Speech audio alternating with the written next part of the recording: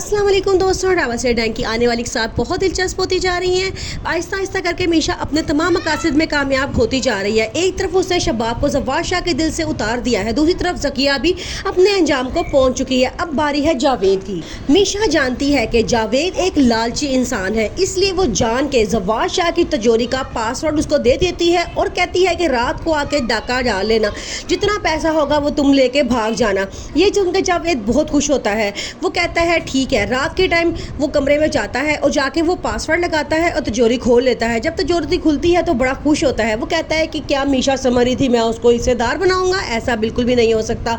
ये कह के वो सारे पैसे निकाल के जैसे ही बाहर निकलने लगता है तो देखता है कि सामने ज़फ़ार शाह और पुलिस खड़ी होती है। अब वो सारी कहानी समझ जाता है कि मीशा ने उसे फंसाने के लिए ये सब कुछ किया।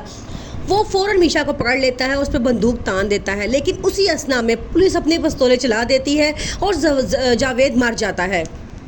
दूसरी तरफ शबाब और मीशा के दरमियान एक खुली जंग का ऐलान हो चुका है। अब वो दोनों आमने सामने आ चुकी हैं। शबाब कहती है कि मैं किसी सूरत ज़फ़ार शाह तुम्हारी गोद में नहीं डालूंगी, जबकि दूसरी तरफ मीशा कहती है कि मैं ज़फ़ार शाह को तुमसे छीन के ही रहूंगी।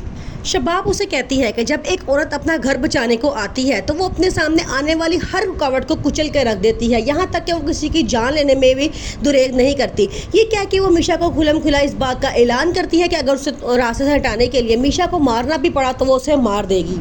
दिन ब दिन शबाब ज़फ़ार शाह के दिल से उतरती जा रही होती है। वो ज़फ़ार शाह से कहती है कि मैं तुम्हारी बीवी हूँ, एक वक्त था मैं यहाँ पे राज करती थी। आगे से ज़फ़ार शाह कहता है कि ये मकाम तुमने खुद खोया है, अगर तुम कुछ हरकतें ना करती तो तुम हमेशा मेरी प्यारी बीवी ही बनकर रहती। फिर वो कहता है कि हुनैन मैं चाहता हूँ कि तुम्हारे पास ना रहे। ये बात सुन के शबाब को बड़ा गुस्सा आता है। वो फ़ौरन मीशा के कमरे में जाती है और मीशा के मुंह पर थप्पड़ मारती है और हुनैन को लेकर वहाँ से चली जाती है। अब मीशा अपने आप से वादा करती है और कहती है कि जब तक वो उस थप्पड़ का बदला नहीं ले लेगी वो सुकून से नहीं बैठेगी। वो कहती है कि मैं उसको ऐसा थप्पड़ मारूंगी कि उसकी गूंज पूरी हवेली में गूंजेगी। जावेद के मर जाने के बाद अब बारी आती है शबाब की। वो शबाब को इस घर से निकालना चाहती है, इसलिए अब वो ऐसा करने वाली है कि शबाब खुद भी नहीं जानेगी कि उसके साथ हुआ क्या है।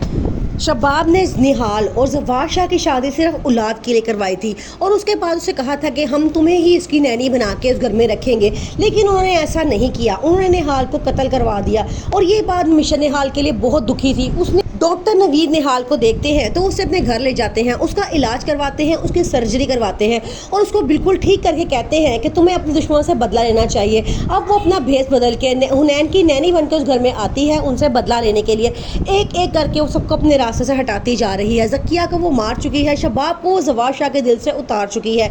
अब बारी है जावेद की। जावेद को पुलिस के हाथों वो मरवा चुकी है।